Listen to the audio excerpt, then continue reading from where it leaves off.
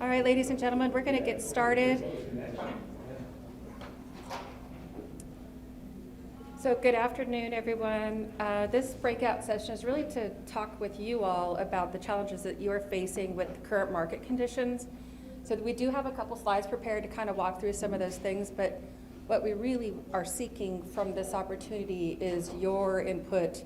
What are your challenges, things that we need to hopefully change some of our approaches, and we're trying to be more deliberate about how we're going about our contracting and hopefully making it to where it's equally beneficial for both the government and our contractors. So we're going to get started with our introductions first. So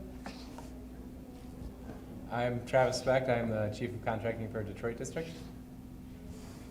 I'm Rachel Budd, Vice President of Butt Construction Company. And I'm Karen Carnago, one of the Senior Regional Engineers with LRD. So we thought it was important to include one of our construction folks so that they can talk about the administration piece of it as well. But thank you, Rachel, for joining us. So we wanted to have an industry player on the panel. So we appreciate you joining us today. All right, next slide, please.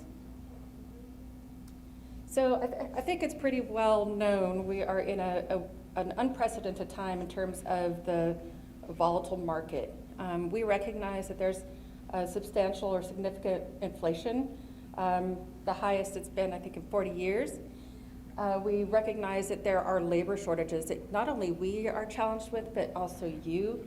And so we've been hearing a lot of feedback from you all that is indicating you're having significant troubles even getting people to work. So we're hoping to get some wisdom from you on maybe how we can craft this a little better so that we can get to what we really need to do, which is build our stuff, get to our requirements and take care of business. So one of the things that we've really been seeing a lot of is contract delays. What happens with this type of market is we're seeing an inflation in price when we come to the final submission of your proposals or your bids. And so it's been super challenging because we get a certain appropriation, and when we come back with something that's higher than what we're authorized, that means we have to go back to the table to say, can you please bless off on this so that we can build our requirement or get our requirement taken care of. That piece is really critical when it comes to the award, and so we'll be talking through some of the things, the corrective actions, but it's critical because that ultimately delays the ability for us to get an award to you, which has a second and third order effect on you all, and we recognize that. So we're looking at some things to hopefully try to help you all, so it's not such a struggle. So I want to go back to resources real quick because that's another part of why there's some contract delays. I was speaking at a breakout session earlier about our challenges just with our staffing, and so that's resulted in some of the things that we've projected to slip out. So we really want to hear from you regarding your challenges and whether that's really impacting whether or not you're even going to put in on some of our projects. There are a number of initiatives going on throughout the enterprise in terms of how we can get at this. We're kind of constrained by our firm fixed price typical process, and that doesn't give us the flexibility to consider changes whenever there's something significant like inflation that results in a cost to you when it's maybe 3 or 5 years later after you've already put in your proposal. Travis is going to cover that. He's going to touch on the Pivot, which is a pilot project that's out of SWD. And so he's going to kind of touch on that a little bit. And he's also going to cover the EPA clause. There's a lot of constraints when it comes to that. So he'll be very thorough with that. He's actually executing a contract out of Sioux Lock that has that incorporated. We are expanding our early contract involvement. We want to make sure that we're having these dialogues so that we can get at the issues earlier. You've seen a lot more industry days. We're gonna be tackling more of those with each given project because we recognize the value of having that conversation early so that we can maybe transition or change our solicitations to be better serving, not only for you, but for our end users as well. We're taking a critical look at our acceptance periods. We're a little bit constrained, again, because we're tied to funding. So sometimes we just can't. And I'm sure many of you, I know Rachel, you have, we've come back to you and say, can you extend your bids? Can you hold this for another 30 days or another 90 days? And we recognize that that's a pretty significant impact for you, especially when you're trying to make critical business decisions. The other thing is option periods. We try to incorporate option periods to make sure that we're able to perhaps get more later. So we're looking at crafting things a little differently in terms of those periods of time, but the big thing is making sure we don't let them lapse. And I know we've had some struggles recently where that has occurred, that the option wasn't exercised. Sometimes there's a logical reason. A lot of it is tied to funding. So you guys can ask any questions about that as well. So I'm going to kick it over to Travis to go on to the next slide. Yeah, so this slide mostly covers EPA. As Misty said, though, that we've got a couple tools that we're dealing with, so I'll touch on Pivot first. Misty talked about two big issues with the processes in place right now that have been occurring at an unprecedented rate. So one of those being delays in project award that we hear a lot from industry is really impacting price and risk, and a lot of contractors have been building in additional risk in their proposals because they know it's going to be a long road to award just from the time we receive proposals. So we have a tool that we've started to look at in the Corps of Engineers called Pivot. And what Pivot does is it allows for a graduated approach to pricing your proposal based off of the period that it takes to award. So you might have one price if we get to award within 30 days. There might be another price if that goes out to 90 days. If it goes out to 120 days, 180 days, you've got a higher price. So it gives the contractors the ability to price in that risk if that period of time is actually realized, but it doesn't obligate that risk if it's not realized. So if we do get to award faster, we're not building in risk that didn't actually end up happening. So that's one tool that we're looking at. I don't know if we've really dove in too hard yet, but it's definitely something that's being explored across the enterprise, and I think you will start seeing on some of these big projects that have a lot of that risk involved. What I'm focusing on here is really more the EPA, the Economic Price Adjustment Clause. So one thing that we've heard a lot over the past few years is, we saw the writing on the wall that these conditions are going to come, and then it hit harder, way harder than any of us anticipated. So people had been asking for a while for us to update our economic price adjustment procedures to sort of move into that realm where we are taking into consideration the impacts that these market conditions have on our contracts. So last year we went through the process of working with industry, getting a grasp on what y'all were looking for and how we could accommodate that, and built a process around the input that we received from you all, from our teams, and from the regulations that were in place that hopefully will help fill some of that gap. I think something to take into account, there's not a single tool that's going to address every risk. So the tools that we're putting in place are not to eliminate the risk that's out there. It's to acknowledge the fact that the structures that we have right now are really loading that risk onto the contractors, and identify ways to share some of that risk with you. So it's still a shared process. It's not eliminating everything. There's no single tool that's going to stop it, but we're trying to mind that gap just a little bit with the tools that we're putting in place. So with the EPA model, we're putting in place a way to identify some of those key materials, some of those key cost items that are particularly volatile, and allowing the ability to adjust our contracts over time when there's a period that goes beyond what you can reasonably predict. So one thing to keep in mind is that there are limitations on that, and there's restrictions. We have to set a price cap on it, so there's going to have to be a ceiling and a floor on those adjustments. it's gotta be something that's beyond a reasonable expectation, so this is not for projects that are short-term where there's still risk of inflation, there's still risk of unforeseen market conditions, but it's not so great that you can really blow out your contract as a result, or blow out your pricing as a result. And it's gotta have some real beneficial impact on the contract as a whole to make those adjustments. When we're formulating those terms, it should be based off of a collaborative approach. Like I said, when we formed the overall clause structure, we reached out to industry, we got the feedback on some of the projects that we were doing in order to understand how to put that together. That should happen on every single action that includes this. So when you see requests for information, just like Lisa was talking about this morning about market research, when we're asking for information on what you're looking for, it's important to get that feedback so that can inform our decisions. Because if it's not something that the industry is interested in, it's probably not something that we're going to see as beneficial to the contract. So we need to work together in establishing those processes and understanding that, you know, we understand you're going to ask for as much as you can, and we've got to sort of balance that out to what the realistic approach is going to be.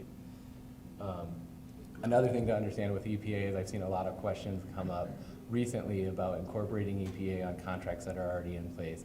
One thing to keep in mind is the EPA is actually changing your contract type, so it's not something that can be done midstream. It's got to be something that's decided before your contract is in place. So this isn't a tool to, unfortunately, is not a tool to come in and save the day on contracts that are already out there where you've already realized that these changes have started happening, but it's something that we can start looking at moving forward and that you all can request consideration for in those early phases, in those sources thoughts, in those notifications to industry that these big projects are coming up. You can start discussing it and weighing in on if you think it's right for a specific project. So I think the big takeaway from both of those tools, even if Pivot and EPA is not something that you all are super excited about or that you see applying to yourselves or your projects that you're using, is that it's that we are listening to your concerns, that we aren't clueless to the fact that this stuff is going on, and we are making attempts based off of the feedback we're getting to adjust to that reality. It's not going to be, it's unprecedented for you, it's also unprecedented for us. It's not going to be a perfect fit right off the bat, but we are trying to get there. And the more discussions we have on how to do that, the better we're going to be at addressing your needs. So, Within the confines of a regulation, right, Laura? right. Right. Okay, so Travis, was that all you had for that? Yeah, stuff? I think that's all I had. If you want to jump to the next slide. Yeah, so I'm going to approach this a little differently because I'm going to try to get the dialogue started with, but I'm going to start with you, Rachel. Okay. What do you view as a barrier to successful and timely completion after award? Put her on the spot.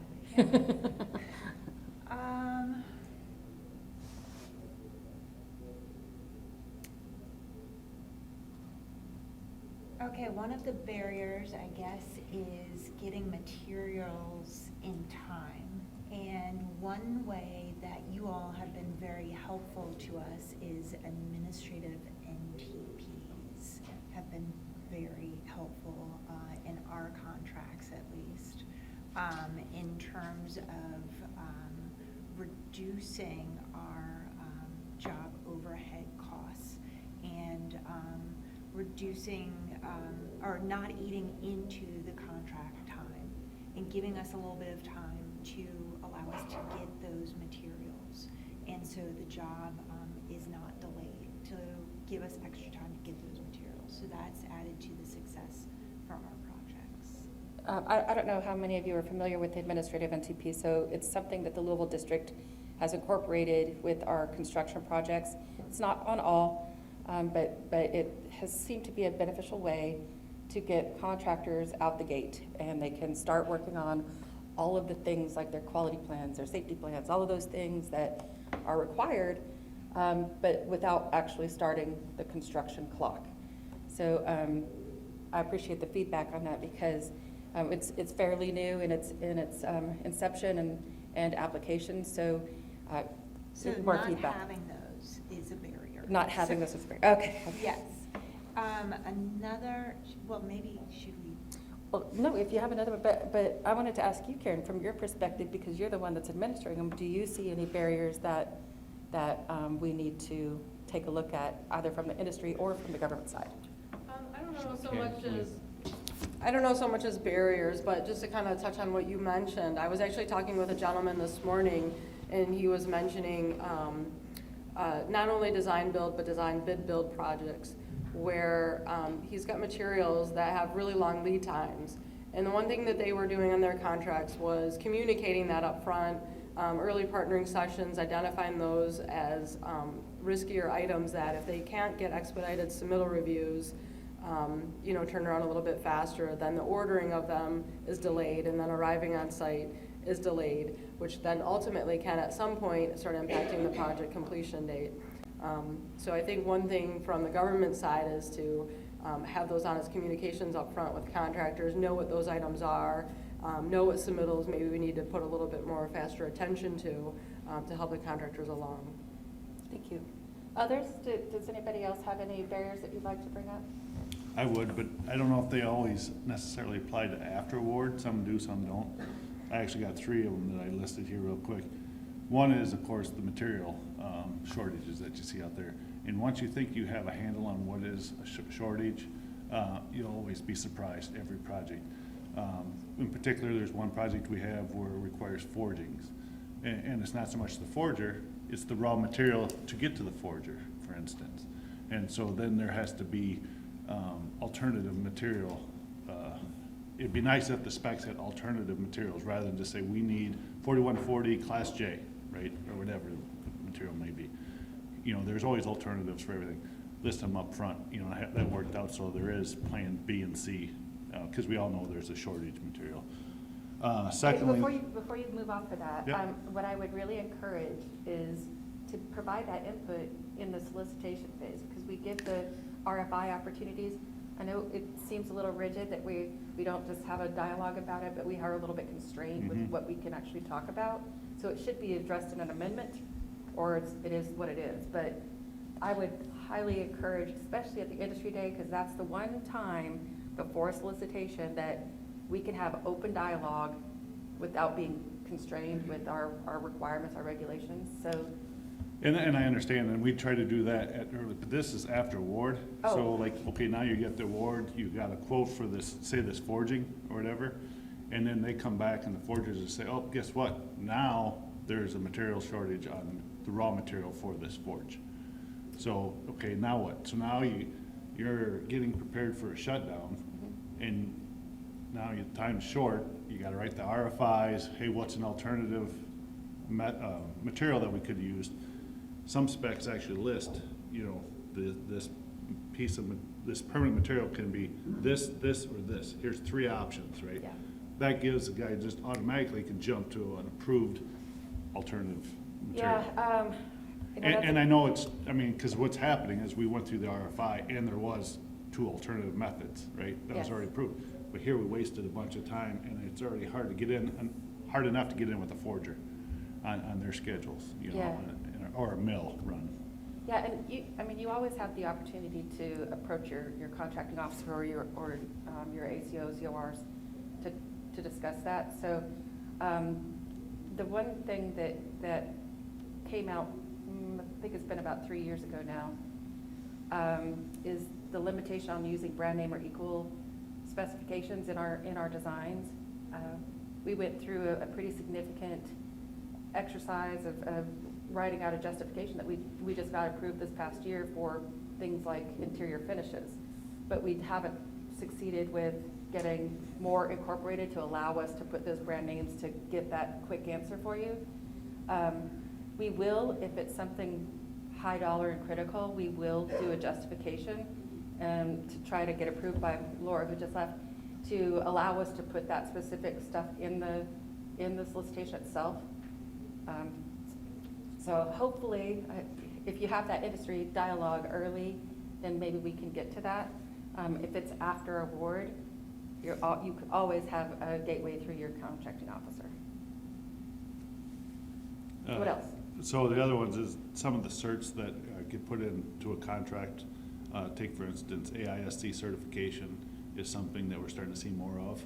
And it's just blanket. It's on page 1 that says all materials will be AISC certified, fabricated, right? Well, it's maybe an angle iron for grading support, which does not require that. But what you just did now is you just limited the number of suppliers that have AISC certification, and they're just building a simple little angle iron, and the more complex that actually need it. So be specific on the parts, because that also limits what happens before and after award, right? Is just don't use a template that says you need these certifications. And the same thing goes along with the shortage. The next one would be is the shortage of labor. You know, there's only a certain amount of suppliers out there that can fabricate these materials. So again, don't use the template, but same applies to the on-site staff. You're like your QC manager having to have 10 years of experience, be a PE. You know, what engineer wants to spend 10 years? You know, he wants to go up the ladder, right? And to keep a project manager at 10 years, and he's a PE to be a field guy still. And the job, some of them are complex and require, I get it, but we've had a number of them that were not even close to needing that type of experience. And I think what it was is a carryover. So, you know, be aware of the templates that come out on these contracts, if that makes sense. Yeah, I appreciate that Yeah. feedback, and that's not the first time I've heard that about the length of experience, and I think we need to take a good look at ourselves in the government, because we are seeing a very significant transition of personnel. So for us to ask that you guys have 10 years of experience may not be there, because you might be facing those same challenges when it comes to finding laborers, for finding support workers, you know, the whole gamut. So we need to scrub ourselves on that one, I think, to be a little more flexible and less rigid with those specifications of the timelines that people are in. And I know our SCO is also an advocate for relaxing some of those things that are within our solicitations that are pretty constrained. You have a pretty significant ask, and that might be hard to find right now. So I appreciate that. Hi, Laura Page with Gale Construction. To piggyback off that, and I'm not sure if this is the correct venue, but you could point me in the similar, about personnel. If we're fortunate enough that we might want to hire someone in that hasn't had, they've had extensive construction work, and they would fulfill everything that the Corps wants on my jobs, with the exception of the quality control management class, right? So if they don't have that, we have found it difficult. There are few and far between courses to send people to now. And I don't know who to address that towards, but I know Chicago used to, on a quarterly basis, have a free class. I don't mind paying for it as a company. It's just that they're few and far between. They're online now, but not every district is doing them, and they're not being done on a timely basis. So if we go out, we recruit personnel, they're not necessarily qualified to be on your job sites yet, because I don't have them through that course. Yeah. I don't know who to address that to. Well, you can address it with us. Okay. Yeah, so I appreciate that, because I didn't realize that was not occurring. But Chicago had previously done that all the time, and I guess I need to take a look at that again. But So as an example, there's a course, St. Louis is having a course in January. I have 5 personnel that are going to be taking the full day to go and take the online. So even when it happens, like boom, other contractors have probably encountered this, you got to get everybody in at one time, and then that's a day of production from the field, because now I got 5 people in class. I just thought I'd let you know. I can comment on that. sure. So part of my collaboration with LRD is posting a lot of the announcements for the CQM classes. And I will say that Louisville is probably one of the more consistent districts. They do alternate bi-monthly between Dayton and Louisville, and those are posted on our website with the announcements on instructions on how to register. And I do acknowledge that Jacksonville, and there's some other online courses, we have the information on our website as well, that they're offering that online. And I do acknowledge also that we used to be having more frequent courses throughout all the other districts as well, and those have kind of gone away since COVID. But I will tell you, and this has happened in Detroit, which is where I'm from, we've had contractors come to us and say, hey, I've got a lot of staff, it would be really helpful if you could have a class for me, in the springtime, because right before projects ramp up. And we have had a class set up for them because it was requested. So it was really helpful for us to know that there's a need out there to help us get geared up and start scheduling more classes. So we do need that feedback from you guys on the need for the class. So we've done that where we've asked, we had a large group to maintain. The only caveat is then it has to be opened up to all the contractors. So we put out an advertisement saying, hey, you can come to our facility, anybody and everybody, and then the Corps came down and did the course that way. That's cool. Any others? Yes, sir.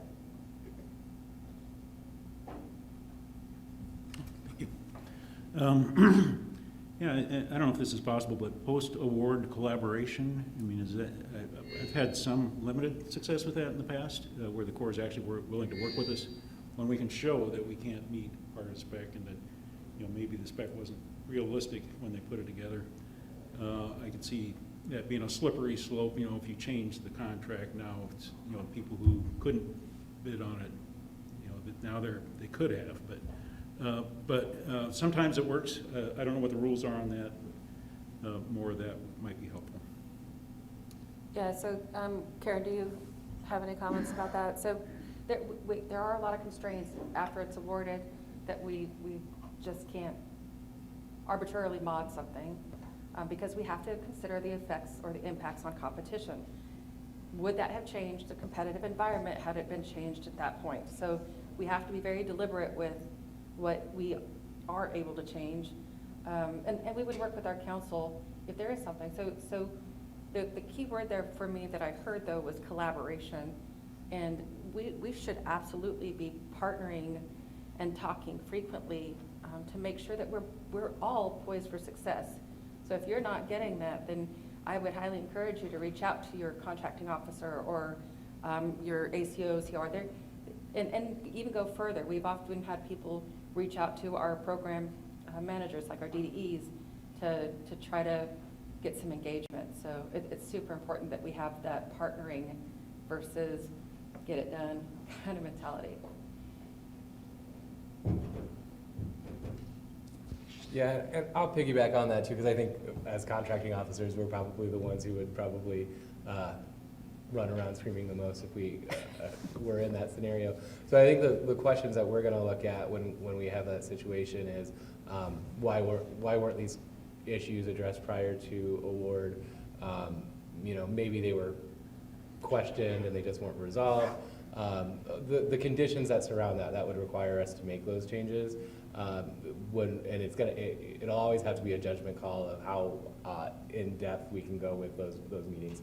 I think collaboration should always be there, like Misty said, both before award, before solicitation, even if when we have that ability, and post award. There should always be those discussions, those open, honest communications between the government and the contractors to identify and correct those issues.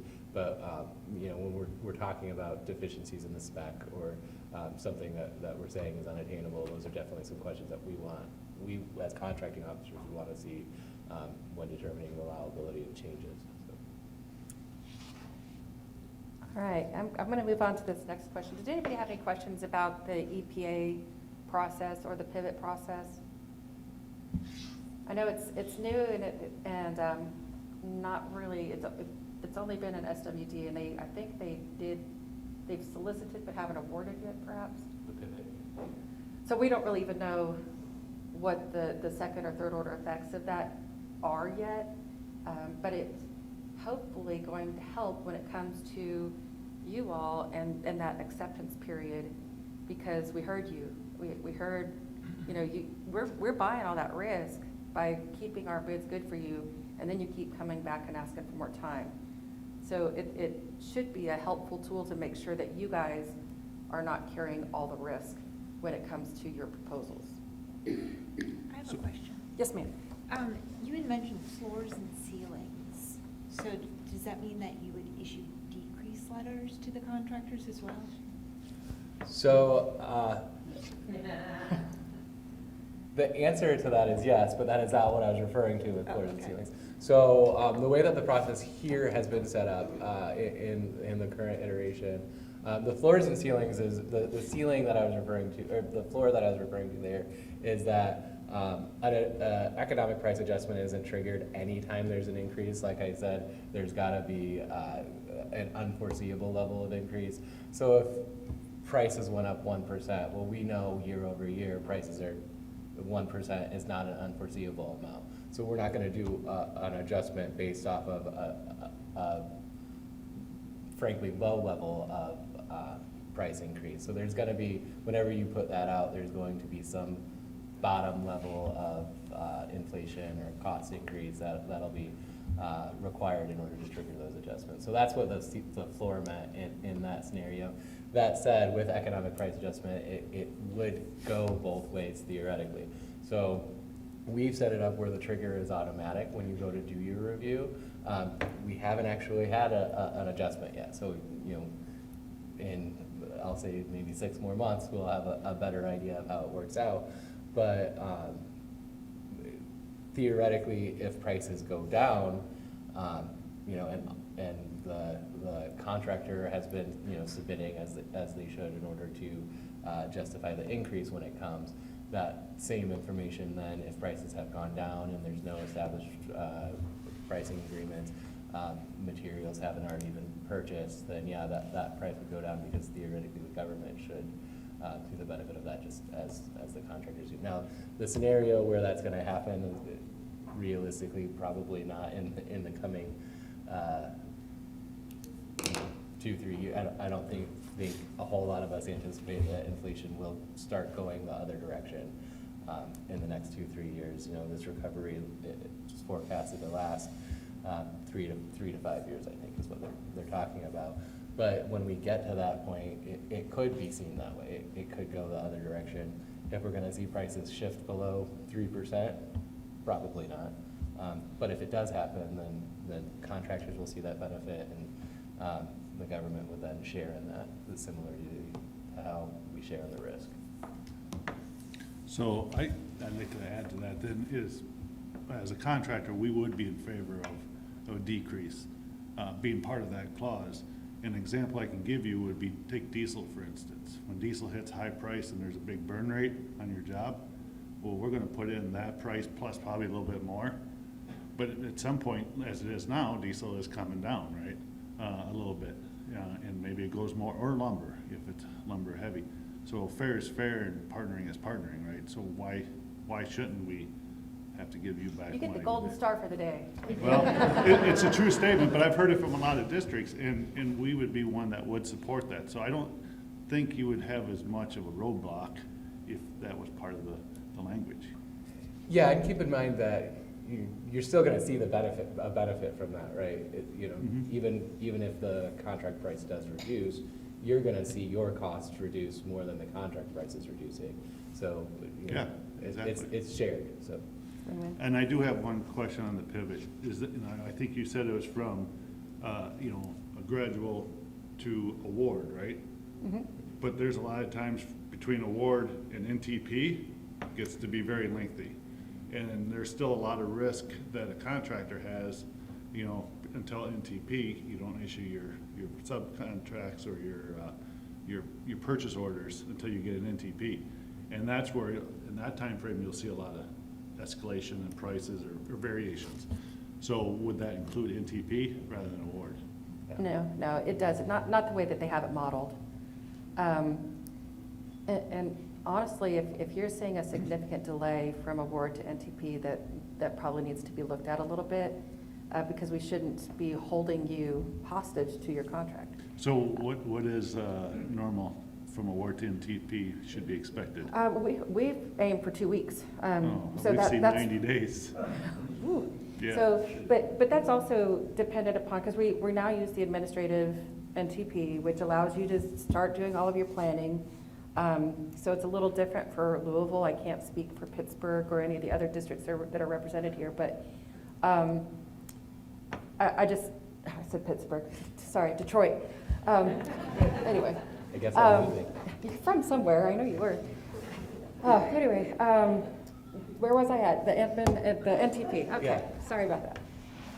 So for the NTP itself, it really is triggered by receipt of your bonds and making sure that those are good, and then that's when you should get the NTP. So I'm a little, you got my curiosity piqued as to what the 90-day delay might be. We have, I will tell you, in some instances intentionally delayed because there was something wrong with the condition of the site or something like that. An example I have is we had unexploded ordnance on one of our sites, so we had to stop and we had to say, no, we can't proceed until they get that taken care of.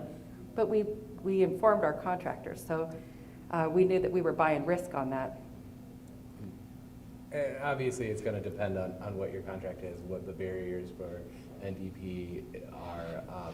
You know, if you've got situations where you've got a lot of submittals that have to come before that NDP, then that might be an instance where that drags out a little bit, but that's something that you can talk about before award, you know, something in that solicitation phase where, hey, we looked at this, it looks like you've got a lot of barriers for NDP, there's a lot of stuff stacked up that we have to do.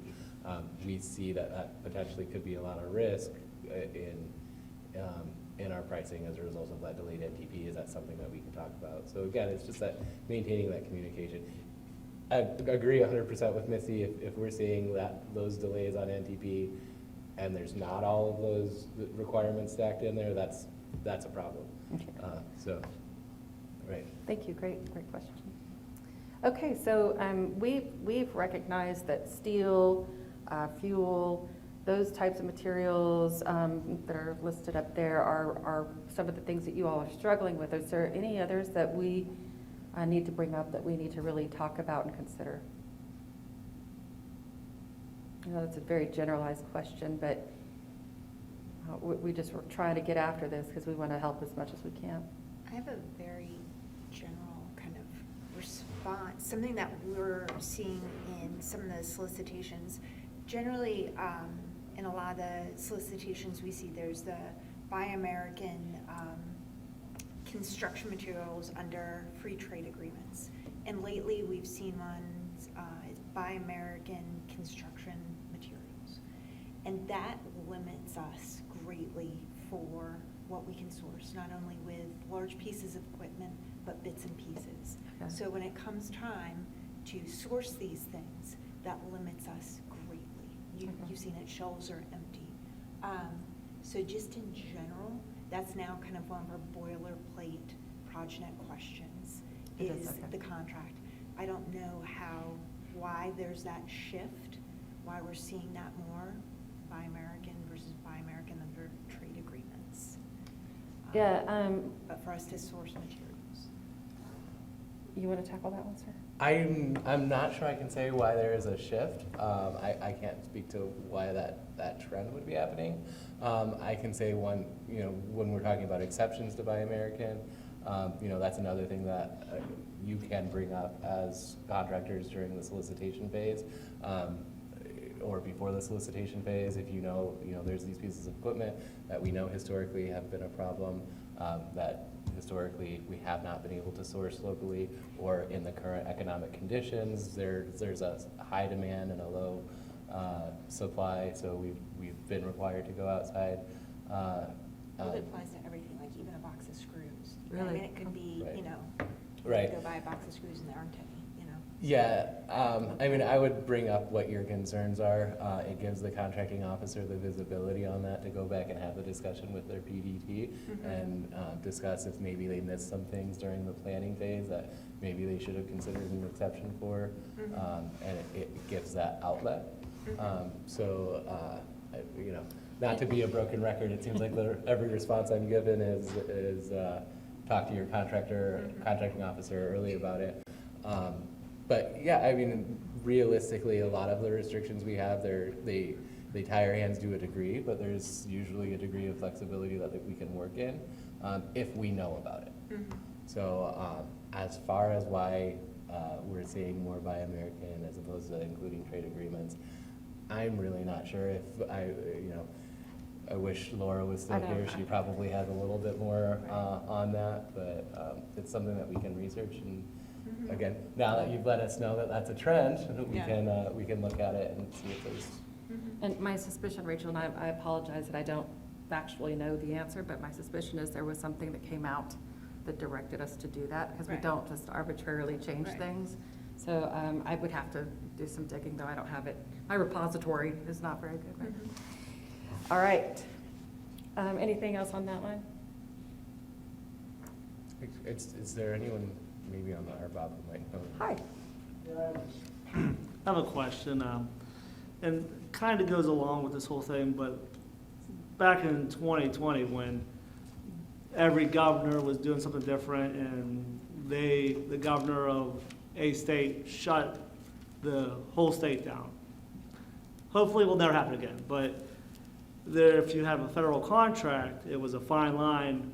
The federal government didn't shut the job down, and the governor says, you guys aren't working. I guess where's the line? Because you're not on state property or the state of, we'll call it Idaho. Yeah. But there's we had a delay on a project, but we kept working because as far as we were concerned, we were a federal contractor working on federal land. But there was a pushback back and forth as far as, because there was nothing in the contract that would address something like that, because it's never happened before. Right. So, So- just my question, if there's something that works now that has happened, what would supersede local government versus federal on a federal contract kind of thing? That's a fantastic question, and I don't have an answer for you, and I don't think that we have actually addressed that, where if we incur something like this again, what do we do? Because we were all kind of deferring to others to figure out the path. And we relied on our stakeholders, our customers, that if they were gonna shut down the installation, then it was up to them. We really kind of allowed a little more flexibility with our contracts, depending upon the partner. So if it was on a federal installation and that installation decided that we could still proceed, we were all too happy to do that. And then most of them we did. There were only a few, to my knowledge, at least within the Great Lakes and Ohio River Division, that we actually had to stop work on the federal installations themselves. It's a little different in the civil works industry when you've got your partner is the local governance. So some of those were a little more challenging to navigate because people were just trying to get through, so I don't have a good answer for you, but I think that's a great point to bring up. And we can certainly leverage that with our SCO and say, hey, have we considered what if? Because maybe we need to be prepared instead of scrambling. Okay. So this is what I was really kind of intrigued about, is what do you guys like or dislike about our processes? Is there something that you guys want to just let us know today so that we can take that back and consider it and hopefully make an effect and be better at what we do? Look, I looked over at you because I'm like, he's got something, I know it. I waited. And nobody said, I guess what I've always liked about working with the Corps is there's a process for everything. And you just gotta know it, and you gotta follow it. But the part I dislike about it is it's not always followed by every district. Every district's a little bit different. And I didn't say division, I said district, even within division, and it comes down to I call it the luck of the draw. Who are you gonna get for a COR, who are you gonna get for a QA, and work it out that way. So, I guess that's the same one as the like and the dislike, is that there's a process. there's terms, RFIs are supposed to be responded to in 7 days. And you don't get them in 7 days. And you always hear, well, make sure you bring it up to your contracting officer. Well, you know, there's the org chart, and yes, you can follow it, but then you also gotta remember, you gotta get along with that QA guy for the rest of the job, right? And if he finds out you went over his head, or her head, you know, so there's that fine line, it just, Yeah, you know. that's challenging in itself, right? Yep, Partnering depends on personalities, and sometimes personalities don't mesh, and sometimes that's a big challenge, but I definitely, I understand what you're saying about going around someone and you're wanting to maintain that relationship, but you shouldn't be struggling in the field. And if that's the case, then you really need to engage your contracting officer. With regard to processes, Mr. Savage and Mr. Durrett are in here, and I can tell you, they have had an intentional focus on maintaining processes within the standard for the division.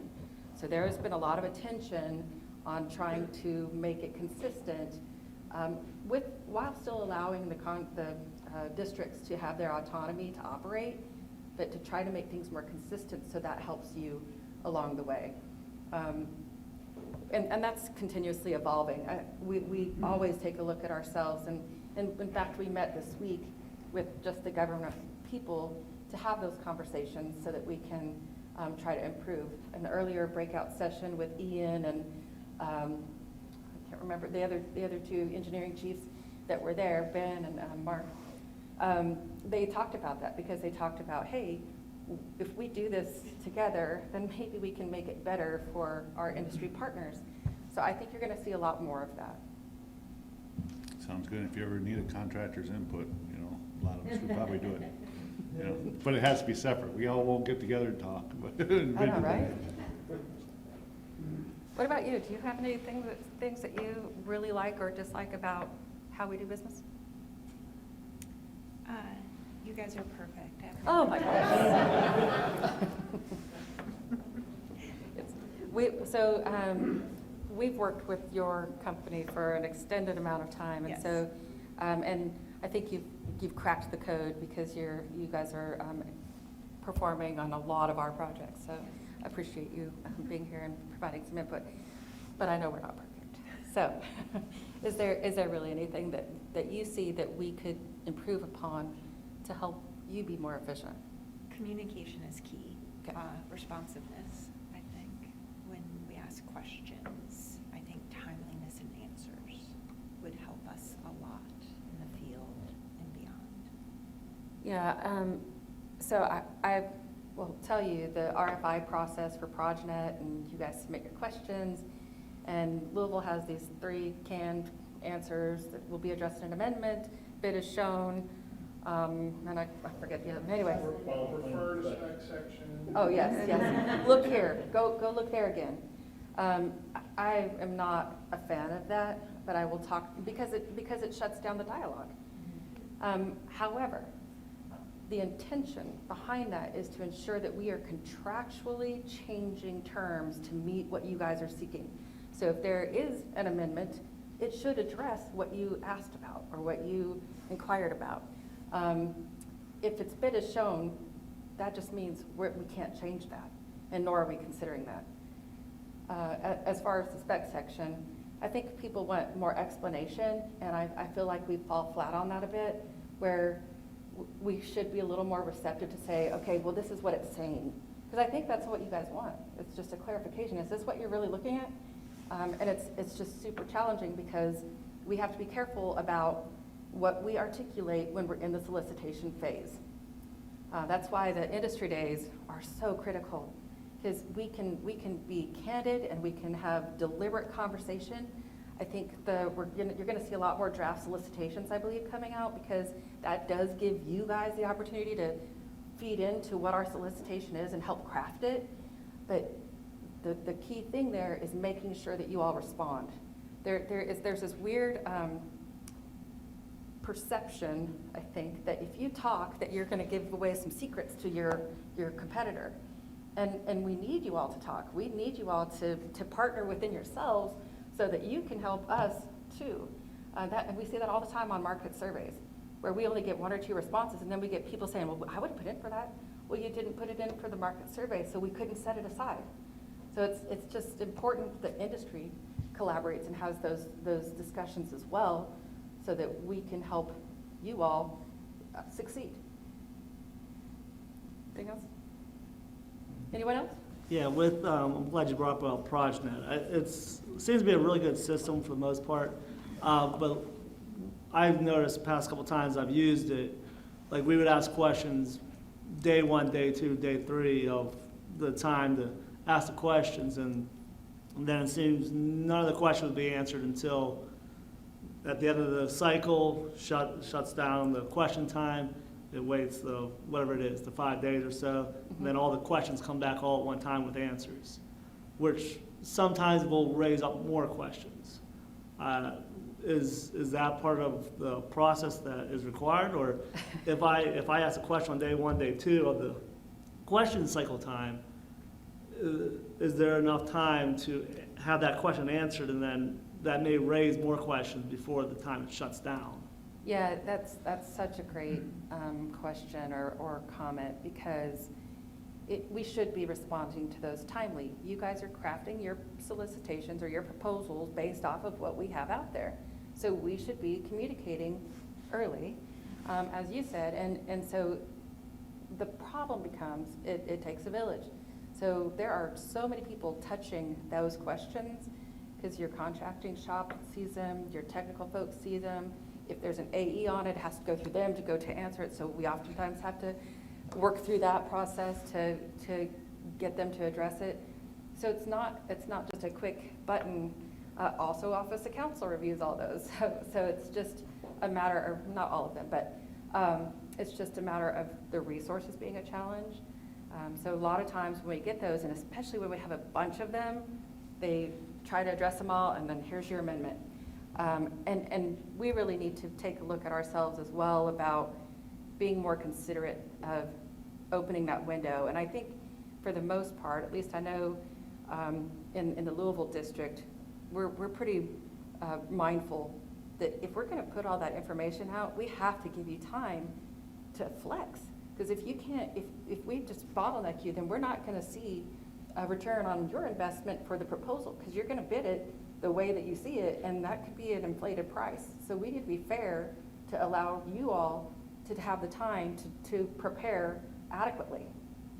So I really appreciate that feedback, and that's something we need to go back to our community of practice and our other functional counterparts to remind them of the importance of timely responses. And if we were being honest here, from the contractor side of things, when the project gets closed down 2 weeks or more prior to bid due date, when do you think the majority of the questions are generated? Right. You start looking at it, yes, when it first comes out, and then you start sending it out for quotes or solicitations, whatever, and then you start getting feedback from your suppliers, your vendors, and then there's some questions, and all of a sudden, well, can't now, the project's closed down. So, we need to look at it sooner if at all possible with everything going on, and likewise, so if that period could be closer to the bid due date when the big questions truly come out. And I understand it takes the village to respond to all of that. Yeah. I mean, it's a challenge, but we need to try to be considerate of that. And the thing that really confines us is we have schedules to meet. We have timelines that we have to meet, and we have a commitment to our customers and the end users. And so that's part of the struggle when we're walking through scheduling and saying, okay, what can we be more flexible here with? What can we maybe build in a little bit of contingency in terms of time to make sure that we give them adequate time for the ProjNet responses and potential amendments. And we build them as much as we can, but it's definitely a give and take type of thing. Yeah, and I'll tag on to that. I think one thing to consider is that those cutoffs for when you have to submit a question, that's basically saying, this is the last date that you can be assured that you're going to get a response back. But I don't know there's nothing that can stop you from asking a question, right? And I don't think that there's any contracting officer that's going to see a question come in from a contractor or a potential offerer that really is obviously gonna be critical or significantly beneficial to the solicitation and eventual award, that wouldn't reopen comments or questions at that point. So the proper avenue for that would be then to get a hold of the contracting specialist that's listed and say, hey, we understand project's closed, we understand that you're going to let all the other contractors know about this question, and here's the question. Yeah, if ProjNet is closed and you cannot cannot submit a question, that's what I would do. Yeah, it becomes a challenge though, because we have oftentimes 60 contractors looking at one thing. So when you open that door, then you're kind of setting yourself up for continuous growth on your schedule. And so that's why we're pretty rigid with it.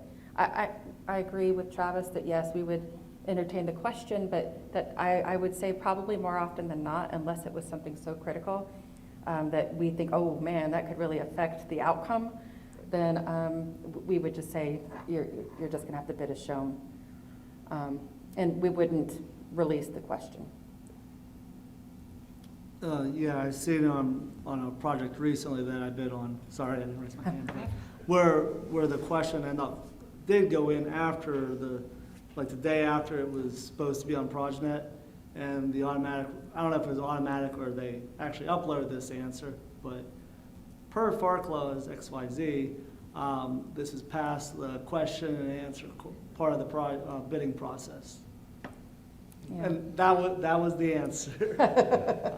Well, Just yeah. to follow up with his comments. Yeah, yeah. And again, it's not that we want to shut down the dialogue, it's that we need to move on. We've got to, at some point, because we could probably talk for days and days about things that we could find, but at some point we have to make the decision that we need to move on and go proceed with an award. All right, so I think we've talked a lot about adapting. Go ahead. Thank you. My comment would be consistency. I work all across the country with all the districts, most of the districts. And every contracting office seems to do things a little bit differently or completely differently. And even within your own division, it's different. And it's just confusing to work that way. You know, you think you're working with the Corps of Engineers, you're really not, you're working with a district. And all the power is in the districts, it's not really in the Corps. But if there's some way you could figure out how to do things the same and consistently, and I would throw in there also the communication aspect of it. That's all over the place. Some people are very good at talking with you, and some won't return an email. So, you know, good luck in that. But it would be very helpful, and it really does go beyond just contracting. It does apply. You know, I've talked with a lot of contractors, both when I was in the Corps and now afterwards, and the same thing. They'll like a construction or a fabrication project. They'll work for a district and they'll do it that way, and they think they've got to figure it out, and then another contract will come and they think they're going to do it the same way, and it's not. And they are confused and they're surprised, and they lose money. And I know a lot of contractors have stopped working on Corps projects, you know, because of that and some other things. And then lastly, I do really appreciate, you know, the constraints that you guys work against. It's really difficult. I mean, you want to do something that's really practical and makes sense, and you can't do it. So really, I do appreciate all the work you do and all your efforts. Thank you, I appreciate that. That was a very nice comment. So as I alluded to earlier, I know at least within the Great Lakes and Ohio River Division, there's a focus on some consistency across the districts. And I suspect you're going to see more of that enterprise-wide, especially now given this huge supplemental. We're trying to figure out how to get things done and deliver. So we met with our senior contracting official this week, and she's talking to all 7 districts, but she's responsible for a whole entire half of the nation. So we're having those same conversations at that level too, and I think we're going to see more of that evolution. But as you know, with government, it often takes time. So I can't promise anything for tomorrow, but I can say that we are always looking at it and always trying to strive to be better. But it's your comments that are going to help. So thank you for bringing that up. I'm taking your microphone away. I feel like, no, I'm just kidding. But is there anything just on your mind that you want to bring up? And you've got some great panelists here that I'm sure they'd love to talk. Karen loves to talk.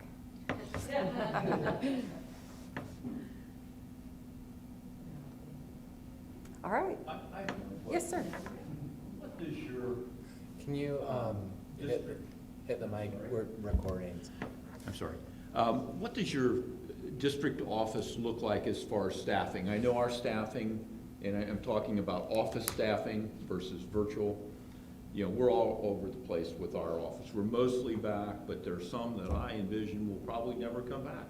It will always be virtual. What are you doing? Are there any, do you have a recipe for that, or what can we expect over time? It would be goulash, because it's pretty much everything thrown in there. So pretty much like ours. Yeah, it's all over. Gotcha. We do have some constraints in place that, you know, our division and even headquarters has given out policy of what they will and won't accept. But the districts kind of have some autonomy in what they're going to allow. We are offering a lot more remote positions than we've ever offered before. It really depends on the career field, because there's just some it's not suitable for. So they don't have the luxury of having that be a part of that work-life balance, I guess. So it really just depends. It's kind of a mixed bag. It's all over the place. I know that's not a solid answer.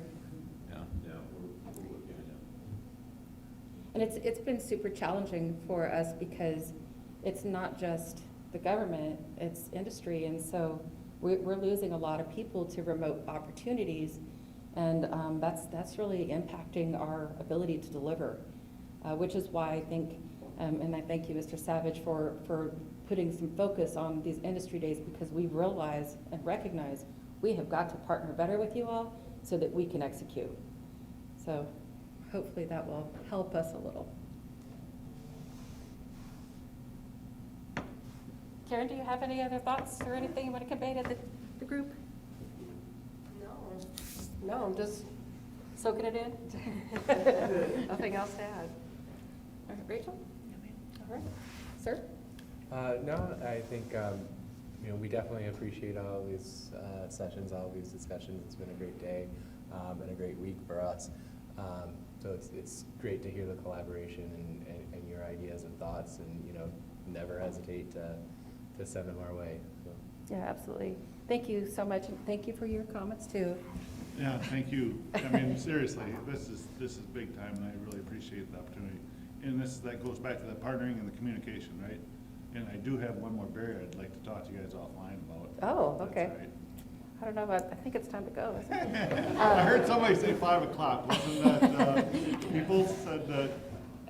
So in reality, I am supposed to tell you that this does conclude the session here today. It does conclude the event. So you're welcome to go wherever you would like to go, and I guess I'll meet you in the back to talk. All right, thank you very much.